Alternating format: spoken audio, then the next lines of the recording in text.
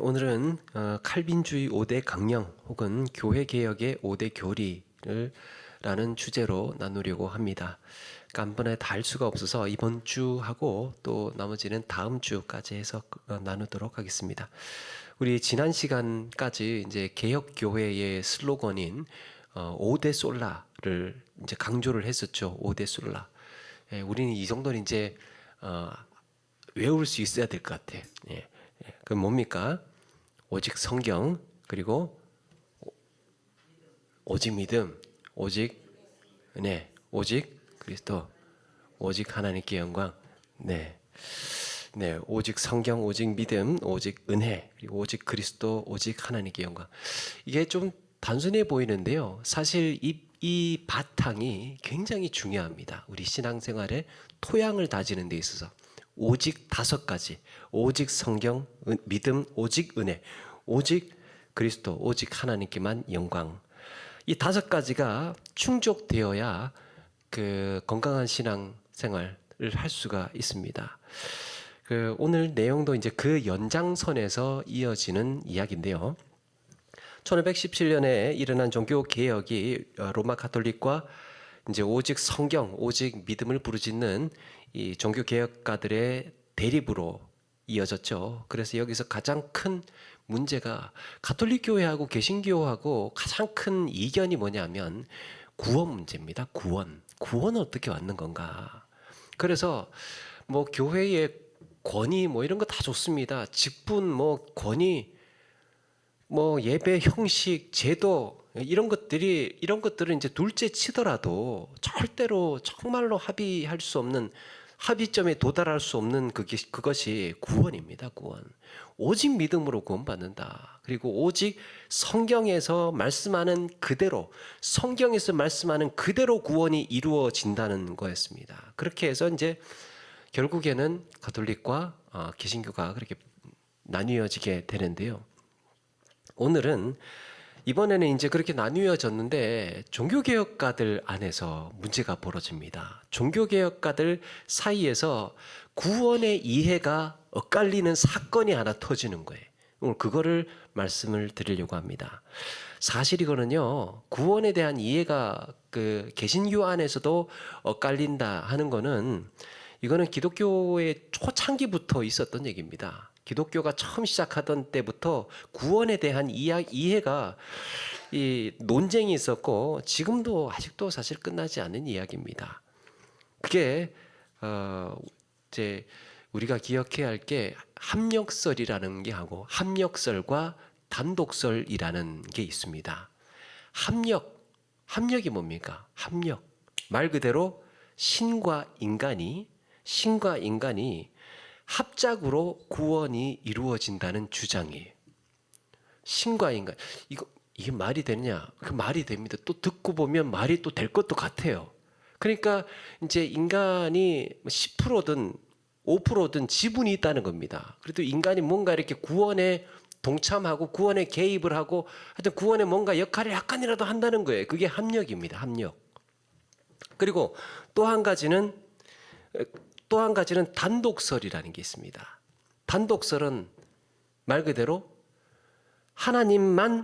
오직 하나님만 구원의 능력이 달려있다. 하나님에게만 달려있다는 거예요. 100%.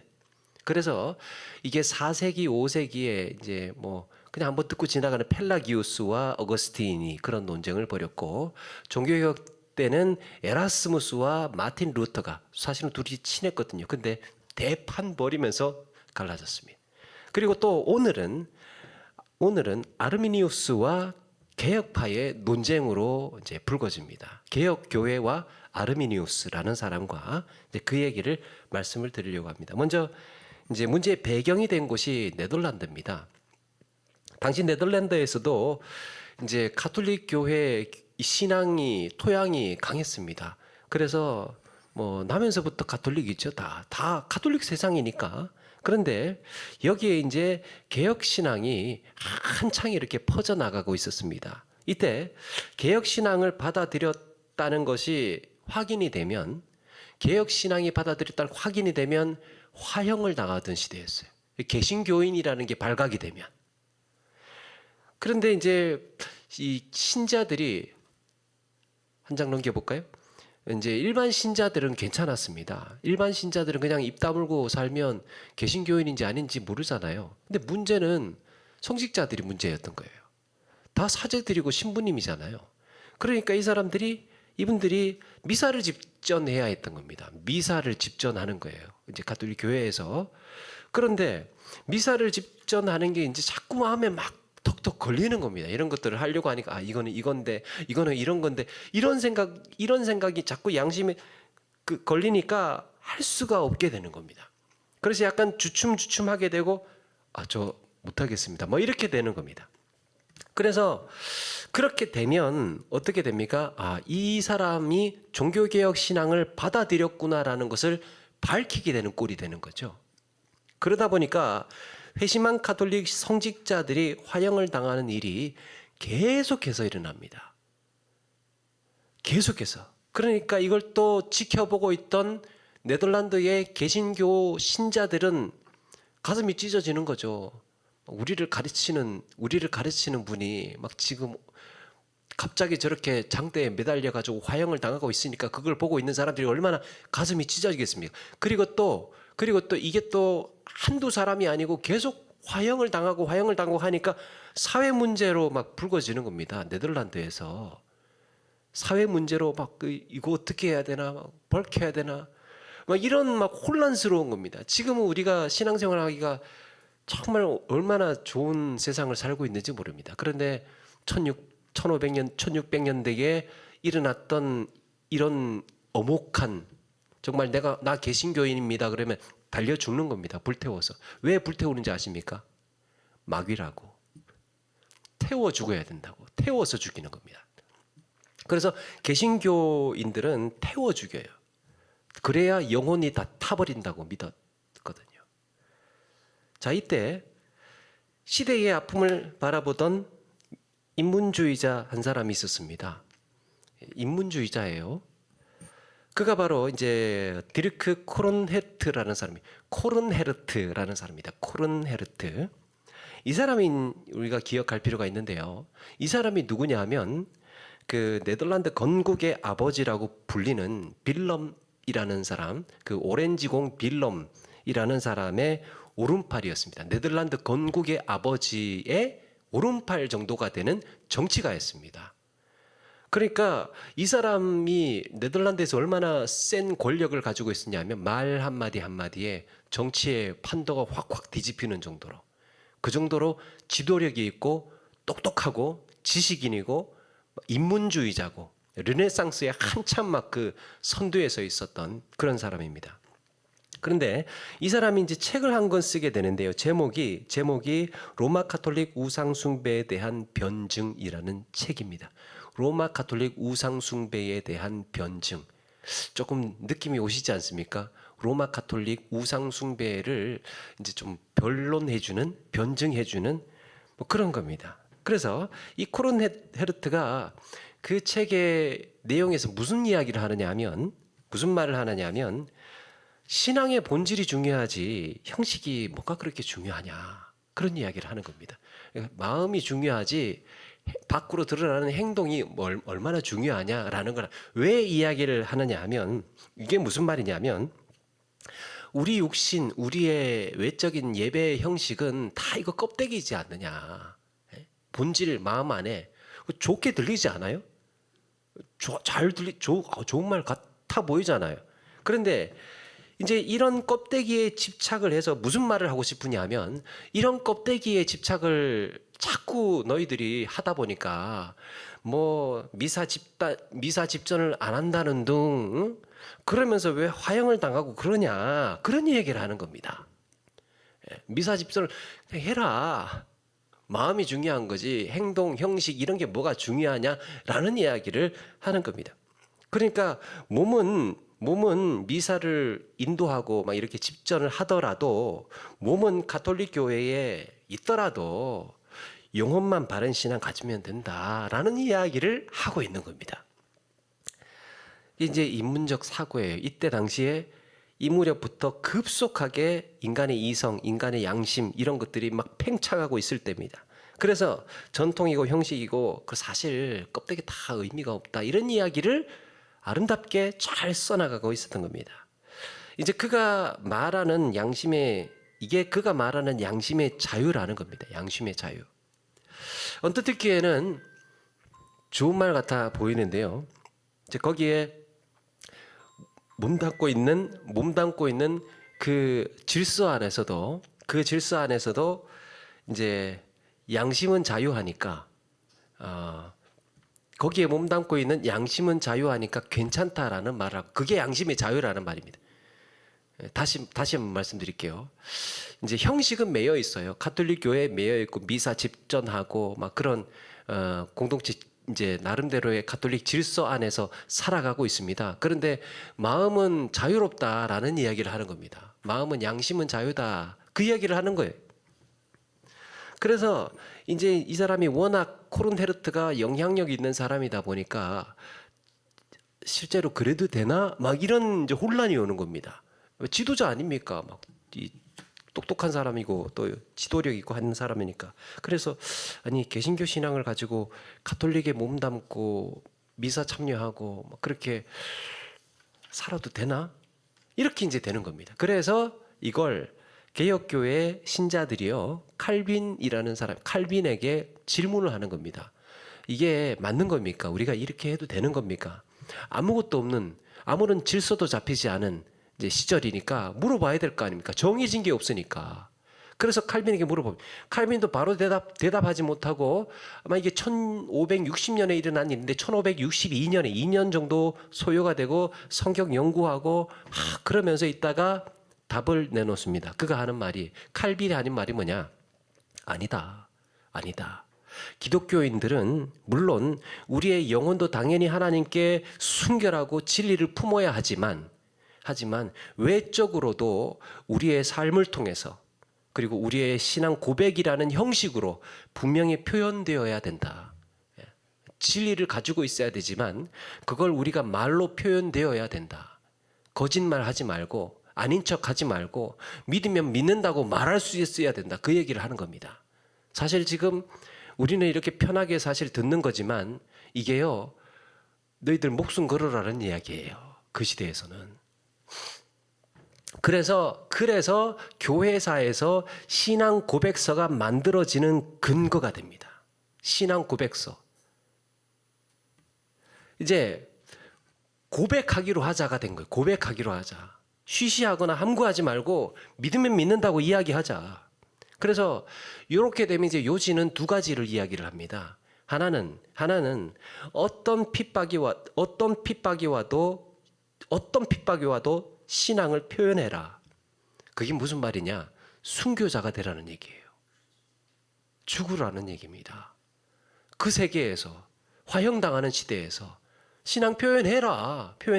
죽어라. 또 한 가지는 그렇지 못하겠으면 떠나라. 고향을 떠나라. 지역을 떠나라. 피난민 되라는 겁니다. 야, 정말 예수 믿으려면 그 당시에는 이런 목숨 걸어야 했습니다. 그래서 네덜란드 신자들이요 그 이야기를 듣고 나서 움츠릴 줄 알았더니 오히려 막 가슴이 불타오르는 겁니다. 그래서 으쌰으쌰 하면서 막 더 확신을 갖고 믿음으로 나아갑니다. 그래서 독립도 하게 되고 개혁교회의 선두 국가가 된 거예요. 네덜란드가.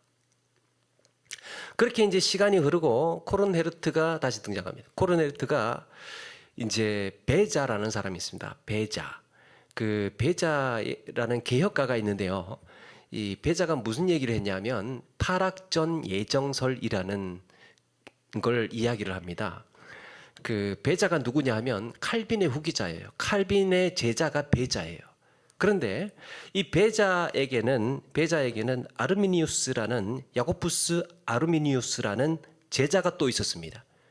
자, 칼빈, 베자 그리고 아르미니우스 이렇게 제자가 있는데 이제 개혁파 지도자들이 대학에 이제 그 저명한 개혁파 지도자들이 아르미니우스에게 코른헤르트가 막 저 예정서를 비판하고 있으니까 당신이 반박해 보시오. 당신이 반박해라. 그러면서 이제 임무를 맡깁니다. 아르미니우스에게. 네가 좀 잘 이거 신학자니까 똑똑한 신학자니까 잘 반박해서 코론헤르트의 코를 한번 납작하게 해줘라. 그러면서 개혁교회에 이제 그 임무를 맡았습니다. 왜냐하면 이제 아르미니우스가 스승이 배자이니까 배자의 예정론이라는 걸 제일 잘 알 거 아닙니까? 제일 잘 방어를 할 거 아닙니까? 그래서 그렇게 했는데, 자, 여기에서 이제 역사의 아이러니가 하나 생깁니다. 아르미니우스가 코론헤르트를 반박하려고 코론헤르트의 저작을 공부를 하다가 연구를 하다가 코론헤르트 말도 맞는 것 같은데 이렇게 된 거예요. 그래서 코론헤르트를 계속해서 연구하고 막 그걸 이제 살피고 연구하다가 결국에는 코론헤르트의 주장에 넘어간 겁니다. 그 사람 잡으러 갔다가 넘어간 거예요. 그래서 이 아르미니우스가 개혁 교회랑 갈라집니다. 그렇게 갈라지고 이제 나중에 아르미니우스를 따르는 사람들이 생겨나고 그들을 알마니안주의라고 이야기를 합니다. 아르미니우스주의자. 이후에 17세기에 들어와서 알마니안주의자들이 1610년에 개혁 신학에 항의하는 항의서를 내게 됩니다. 이제 신학이 달라졌습니다. 조금 달라졌습니다. 그래서 굉장히 큰 사건이 있는데요. 그래서 개혁교회가 도르트 총회라는 걸 열고 이로 인해서 칼빈주의 5대 강령을 확정하게 됩니다. 그러면 한 장 넘겨볼까요? 네, 일치신조라는 게 있어요. 일치신조라는 게 이제 세 가지를 이야기를 합니다. 우리가 지난번에 했던 하이델베르크 요리문답과 벨직 신앙고백이라는 것과 도르트 신조라는 게 있습니다. 잠깐 읽어드리면 개혁교회가 고백하는 믿음의 내용, 교리, 그리고 완벽하게 일치하는 공식 선언을 말하는 울타리라는 뜻입니다. 그래서 성경에 말하는 그 참된 신앙의 기준, 교육, 그게 하이델베르크, 그리고 교리, 그리고 논리, 도르트라는 세 가지 형태로 완벽하게 일치시킨 개혁교회 헌법과도 같은 것이다. 그러니까 성경에서 개혁교회가 이 일치신조라는 이걸 다 합의해서 교회의 교리라든지 교육이라든지 또 신앙 고백이라든지 이 세 가지가 똑같이 일치가 된다라는 것을 세 가지로 그렇게 정해 놓았습니다. 교회 전통에서. 자, 그런데 이제 우리가 알아야 할 것은 알마니안주의자들의 주장은 뭐고 또 칼빈주의 우리 개혁 신학의 개혁교회의 5대 강령은 뭔가 이 5가지를 항의를 해왔습니다. 이건 아니다 이러면서 항의를 해왔는데 그게 이제 동기가 되어서 도르트회를 통해서 칼빈주의 5대 강령이 만들어지게 된 겁니다. 사실은 이게 조금 굉장히 어려운데요. 저도 어려운데 이걸 최대한 한번 제 이해대로 쉽게 말씀드리면 알기 쉽도록 말씀을 드리면 무슨 말씀이냐면 어떻게 들으면 이게 하나도 이상할 게 없어 보입니다. 이상할 게 없어 보여요. 그런데 이게 그래서 분간하기가 쉽지 않습니다. 알마니안주의조차도 아르미니우스조차도 왜 그렇습니까? 아르미니우스조차도 코르네르트를 연구하면서 넘어갈 정도였으니까 얼마나 이게 섬세한 그리고 자세한 깊이 들어가야 하는 내용인지 모릅니다. 그런데 중요해서 말씀을 드립니다. 우리 이걸 알면 우리의 신앙이 흔들리지 않고 탄탄해질 수 있습니다. 한 가지 힌트를 드리자면 이제 아까 말씀드린 구원이 오직 은혜, 오직 그리스도로만 이루어지는 하나님의 단독 구원인가 아니면 신과 인간의 합력으로 이루어지는 합력 구원인가를 잘 주목을 하셔야 이해하실 수 있습니다. 하나님만 하시는 건가? 인간과 신이 합력하는 건가? 자, 첫 번째, 알마니안은 인간이 완전히 타락은 했지만 알마니안주의자도 인간이 전적으로 타락은 했지만 여기에서 중요한 이야기를 합니다. 선행은혜라는 이야기를 해요. 선행은혜. 그 선행은혜가 뭐냐? 선행이 아니고 선행 은혜. 그러니까 하나님이 은혜를 먼저 주셨다는 겁니다. 우리에게. 예수님의 십자가와 부활로 인하여서 우리에게 이런 은혜를 주셨다라고 상정을 하는 겁니다. 우리에게 은혜를 주셨다고 이야기를 하는 겁니다. 그러니까 인간이 이런 은혜에 응답할 수 있는 존재가 되었다라고 말합니다. 예수님의 구원 사역으로 인해서 구원의 문이 탁 열렸으니까 누구든지 이제 걸어 들어오기만 하면 된다 하는 거예요. 근데 별로 문제 없어 보이지 않습니까? 문 열어놨으니까 누구든지 다 걸어 들어오기만 하면 돼. 근데 그거 우리도 뭐 거의 그렇게 비슷하게 알고 있는 것 같은데, 칼빈은 뭐라고 이야기를 하느냐? 비교하면 좀 차이가 납니다. 칼빈은 전적인 타락이다라고 이야기합니다. 우리 인간은 전적으로 타락했다. 우리의 정서, 우리의 모든 존재, 우리의 본성, 이 모든 것들이 전 존재가 완전히 오염되고 죄로 오염되고 타락을 해서 하나님께 나아갈 수, 우리 힘으로 우리가 걸어 나아갈 수 없는 상태라고 이야기를 하는 겁니다. 차이를 아시겠습니까? 알마니아는 선행 은혜로 하나님을 선택할 능력이 사람에게 있다고 본 거예요. 사람에게 하나님을 내가 선택할 수 있는 능력이 있다고 말하는 것이고, 칼빈주의는 그런 선택할 능력조차도 인간에게 없다. 전적으로 타락이 있기 때문에. 왜 그렇습니까? 이렇게 성경 말합니다. 의인은 없나니 하나도 없으며 하나님을 찾는 자도 없고. 우리는 의인이 아니기 때문에 하나님을 찾을 수 있는 능력조차도 없다는 겁니다. 그리고 에베소서 2장 1절에 허물과 죄로 죽었던 너희를 살리셨도다. 죽었답니다.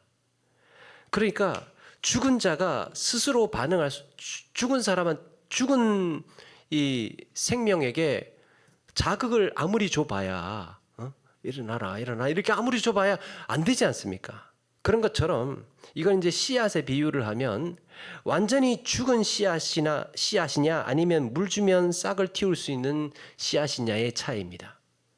완전히 죽은 것은 물 줘도 안 됩니다. 그런데 조금 그냥 씨앗에는 물 주면 살아나죠. 그거 안 죽었다는 얘기잖아요. 그렇게 비유를 하는 거예요. 그래서 인간의 100% 타락, 100% 죄인이듯이 구원은 100% 하나님의 절대 주권과 능력에 달려 있다는 이야기를 하는 겁니다. 확실히 차이가 나요. 전적인 타락. 여기에 인간이 구원 역사에 개입할 수 있는 여지는 없다는 겁니다. 이게 전적 타락이에요. 전적 타락. 뭐 조금만 이렇게 도와주면, 조금만 해주면 벌떡 일어나서 걸어 들어올 수 있다. 문 열어놨으니까 알아서 들어와, 이런 겁니다. 두 번째는 알마니아는 하나님의 선택이 조건적이다라고 이야기합니다. 하나님의 선택은 조건적이다. 이게 무슨 말이냐면 미리 아신 믿음이라고 이야기를 하는데, 미리 아신 믿음. 이제 하나님이 다 아시지 않습니까? 하나님이 우리의 한 사람 한 사람을 다 아시잖아요. 그래서 쉽게 이야기하면 이런 겁니다. 얘가 나중에 먼 훗날, 예를 들어서 한 500년 후에 태어날 영혼인데, 태어나는데 나중에 이렇게 보니까 그때 가서 얘는 보니까 믿을 애야. 믿을 거를 아시는 거예요. 그래서 네가 믿어? 그럼 믿을 거면 내가 너를 구원받게 할게. 구원받도록 허락할게. 이렇게 되는 겁니다. 믿도록. 그럼 나중에 가서 믿을 거니까. 그렇게 구원해 주시고 안 믿을 거면 나중에 너 안 믿을 거지? 나 알아. 너 안 믿을 줄 알아. 그러면 구원 못 받는 거예요. 여기서 중요한 건 믿을지 말지 선택의 주체가 사람에게 있습니다.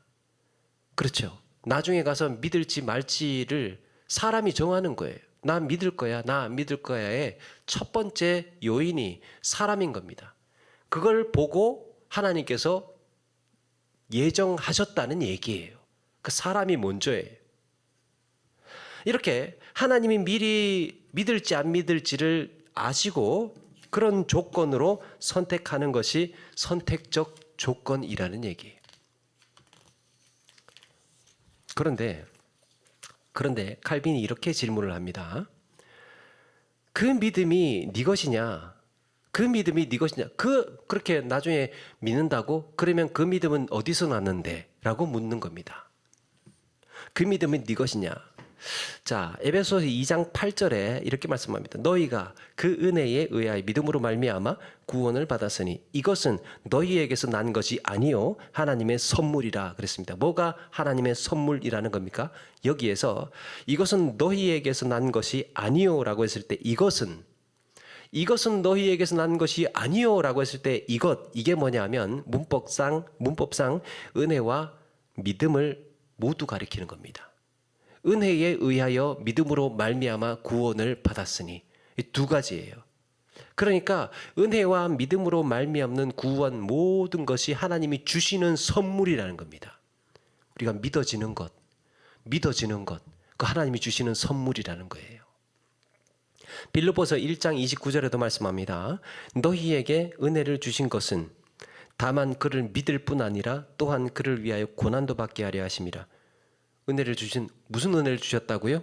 무슨 은혜 주셨다는 겁니까? 믿음이라는 은혜, 믿게 하시는 은혜를 주셨다고. 그리고 고난을 견디는 인내의 능력도 주셨다고. 우리가 고난을 견디는 것은, 고난을 견딜 수 있는 힘은 하나님이 주시는 은혜예요. 고난을 견딜 수 있는 힘은. 은혜가 아니면 고난이 오면 퍽퍽 넘어지잖아요. 시험이 오면 쓰러지잖아요. 은혜가 아니면 우리는 살 수 없다는 겁니다. 그 말씀을 하고 있어요. 그래서 믿음은 인간이 스스로 생산해낼 수 있는 게 아니라 은혜로 주신 것이랍니다. 사도행전 14장 48절에 영생을 주시기로 작정된 자는 다 믿더라 그랬습니다. 영생을 주시기로 하나님께서 작정하신 사람들은 다 믿더래요. 이게 하나님의 작정과 믿음이 이렇게 분리가 된 게 아니에요. 믿게 하시도록 하나님께서 예정하시고 작정하신 겁니다. 오늘 말씀도 그렇습니다. 창세전에 그리스도 안에서 우리를 택하사 우리로 사랑 안에서 그 앞에 거룩하고 흠없게 하시려고 그 기쁘신 뜻대로 우리를 예정하사 예수 그리스도로 말미암아 자기의 아들들이 되게 하셨으니 라고 그랬습니다. 하나님이 우리를 택하시고 예정하셨다는 겁니다. 여기에 이제 차이가 뭐냐, 입사 지원서를 우리가 내잖아요. 예를 들어서 입사 지원서를 내는데 10명이 왔어요. 10명이 왔는데 이제 심사위원이 하나님이 심사위원이라 치면 입사 지원서를 10명이 내려왔는데 심사위원이 딱 보니까 얘는 이제 곧 똑부러지게 대답도 잘하고 시험도 합격할 거라는 걸 알아요. 시험 합격할 거라는 걸 알고 또 대답도 잘할 거라는 걸 압니다. 그래서 그런 조건이 되는 사람을 선택하는 것을 조건적 선택이라고 합니다. 그런 조건이 돼. 그럼 내가 너 아니까, 조건이 된다는 걸 아니까 선택하는 겁니다. 그리고 반대로 오늘 말씀처럼 창세전에 하나님께서 누구를 구원하실지 아무런 조건 없이 택하셨어요. 누구를 선택하실지에 대해서 조건 없이 선택을 하신 겁니다. 이걸 무조건적 선택이라고 합니다. 무조건적 선택. 구원을 이 사람을 구원하시기로 하나님께서 작정하신 겁니다. 작정하신 거예요. 자, 차이를 아시겠습니까? 택하심의 주체가 누굽니까? 하나님이죠, 하나님. 하나님이 택하셨어요. 왜 그랬습니까? 우리 이런 찬양 하잖아요. 왜 날 사랑하나? 왜 날 사랑하나? 왜 주님 갈보리 가야 했나? 왜 날 사랑하나? 왜 그렇다는 겁니까? 너여서 너를 택한 거야. 그냥 너니까 택한 거야. 인 거예요. 하나님은 이유 없는 선택을 하셨습니다. 조건이 안 되는, 자격이 안 되는, 얘가 신실하고 막 나중에 믿음이라는 것을 고백을 하지 못하는, 하여튼 안 되는, 자격도 없고 조건도 안 되는 이런 사람을 택하셨다는 겁니다. 택하셨다는 거. 조건 없는 사랑을 하신 거예요. 이게 무조건적 선택입니다. 세 번째, 알마니아는 보편속죄 말을 합니다. 보편속죄라는 말을 합니다. 그 예수님의 죽으심은 이거 잘 들으셔야 합니다. 근데 중요합니다. 예수님의 죽으심은 모든 사람을 위한 것이래요. 예수님의 죽으심은 모든 사람을 위한 것이래요. 우리 많이 듣던 얘기 아닙니까? 요한복음 3장 16절에 이는 저를 믿는 자마다 디모데전서 2장 4절에도 하나님은 모든 사람이 구원받기를 원하시느니라 라고 했습니다. 이런 것들. 그리고 요한일서 2장 2절에도 그는 우리 죄를 위한 화목제물이니 우리만 위할 뿐 아니요 온 세상의 죄를 위하심이라. 온 세상을 위해서 죽으셨다는 겁니다. 화목제물 되셨다는 겁니다. 아니 온 세상을 위해서 모든 사람을 위해서 죽으신 거 그거 별 문제 없어 보이는데 별 문제 없어 보이잖아요. 그런데 칼빈은 이런 이야기를 합니다. 이중지불이라는 거예요. 이게 이중지불. 만약에 이중지불이 뭐냐, 한번 지불했는데 죄값을 지불했는데 또 지불한다, 이거 말이 안 된다. 만약에 예수님께서 모든 사람의 죄를 실제로 담당하신 거라면, 모두에게 다 죄값을 치르신 거라면 지불된 것인데 왜 여전히 어떤 사람들은 지옥에 가야 되느냐. 보편 구원이, 보편 속죄라는 게 그거예요.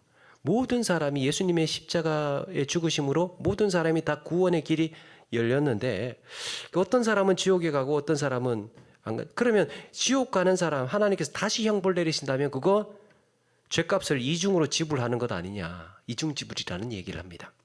그러면서 칼빈은 그리스도의 속죄는 구원의 가능성을 열어놓고 믿을지 말지 인간이 선택에 달린 것이 아니래요. 믿을지 말지를 인간이 선택한 것이 아니고 그리스도께서 속죄하셨다면 그건 속죄된 거래요. 예수님의 속죄가 효과가 실제로 일어난다는 겁니다. 완전한 구원의 효력을 지녔다라는 얘기입니다. 그리스도의 속죄 사역은 반드시 구원을 이룬다라는 이야기를 합니다. 그래서 그리스도의 속죄는 다 온 세상 막 이렇게 우리가 이야기하는 100%의 전 인류를 위한 그런 속죄가 아니고 제한 속죄라는 걸 이야기합니다. 그래서 보편 속죄와 제한 속죄가 달라지는 거예요. 자, 이게 좀 한 가지만 더 들어보시면 삼위일체의 문제도 걸립니다. 아까 우리가 그 성부 하나님께서 구원받은 자를 택하셨다 그랬잖아요. 구원받을 자 택하셨다고 했잖아요.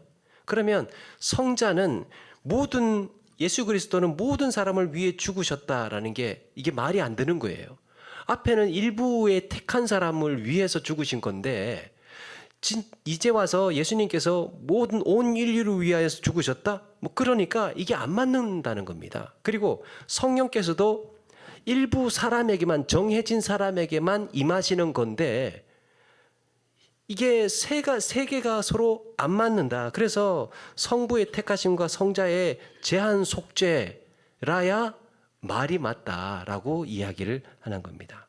성령의 적용은 이 동일한 택자에게만 임한다는 것이 주장입니다. 그래서 요한복음 10장 1절에 이런 말씀이 있죠. 나는 양들을 위하여 목숨을 버리노라. 이때 양들이 누굽니까? 내 양들. 예수님께서. 목자 되신 주님께서 내 양들을 위해서 죽으신다는 말씀입니다. 마태복음 1장 21절에도 이는 그가 자기 백성을 그들의 죄에서 구원할 자이심이니라. 자기 백성이 있는 거예요. 정해진 겁니다. 택해진 겁니다. 그래서 구원할 자이심이라. 자기 백성을 위하여서, 특정한 대상을 위하여서, 우리는 잘 모르지만 특정 대상을 위해 지정되어 있는 겁니다. 그렇다면 아까 알마니아주의가 말한 모든 사람, 온 세상, 이건 어떻게 이해해야 되느냐? 간단합니다. 앞뒤 문맥을 가만히 보면 모든 한 사람 모든 개인이 아니고 유대인이나 헬라인이나 야만인이나 자유인이나 노예나 흑인이나 황인이나 백인이나 할 것 없이 온 세상의 모든 종류의 모든 영역에 있는 사람들을 가리키는 겁니다. 그렇게 해석을 하면 충돌하지 않습니다. 그런데 모든 사람에게 보편 속죄를 이야기를 하면 택한 사람이라는 것과는 충돌을 합니다. 자, 이렇게 칼빈주의 5대 강령 중에서 알고는 있었는데 이렇게 좀 맞추려고 하니까 그렇게 되네. 또 뭐 그렇게 되지 않습니까? 첫 번째가 전적인 타락, 둘째가 무조건적 선택, 세 번째가 제한 속죄, 그리고 다음 시간에 미리 말씀드리면 불가항력적인 은혜, 그리고 성도의 견인, 이 5가지가 칼빈주의의 5대 강령입니다. 자, 그런데 이제 그 하나님께서 나를 택하시고 예정하셔서 구원하시기로 작정하신 거라면 이제 필연적으로 궁금해지는 것들이 있습니다. 그러면 이제 이런 궁금증이 생기는 거예요. 그러면 전도할 때 택한 사람들만 골라서 우리가 전도하면 되지 않나? 택한 사람, 하나님이 택하셨으니까 우리가 그거 좀 알아볼 수 없나? 미리 좀 알면 포기할 사람들 좀 일찌감치 포기하고, 하나님께서 택하신 거 맞다면 막 진짜 막 될 때까지 물고 늘어질 텐데, 이 사람이 아직은 안 믿고 있는데 하나님이 택하신 사람 맞아. 그러면 끝까지 물고 늘어질 거 아닙니까? 택한 사람이라는 걸 아니까. 그래서 그렇게 이제 골라서 전도를 하면 효과적이지 않나, 이런 생각 들지 않습니까? 그리고 이런 궁금증도 생길 것 같습니다. 그럼 나는 택한 사람일까? 나는 택한 사람일까? 나를 구원하시기로 작정하신 것은 내가 어떻게 알 수 있지? 이런 문제들을 다음 시간에 하도록 하겠습니다. 다음 시간에. 이제 다음 시간까지 합쳐야 오늘의 이야기와 또 이제 해결될 것과 이런 것들이 풀리게 될 것 같습니다. 어쨌든 오늘의 포인트는 믿을지 말지 선택의 주체가 사람에게 있느냐, 아니면 믿음조차도 주신 것인가, 또 하나님의 택하심이 그 주체가 내가 믿을 거라는 조건 때문인가, 아니면 하나님의 주권적인 이런 택하심 때문인가, 거기의 차이입니다. 사람에게 있는가, 하나님에게 있는가. 그 한 가지만 기억하시면 됩니다. 구원은 신과 인간의 합력이 아니라 오직 그리스도, 오직이라는 말이 이렇게 중요합니다. 오직 그리스도, 오직 하나님의 은혜의 선물이다라는 겁니다. 나를 택하시고 나를 구원하신 하나님께, 그래서 우리가 늘 감사하면서 매 순간 주시는 은혜에 의지해서 살아가시는 우리 모두가 되시기를 바랍니다.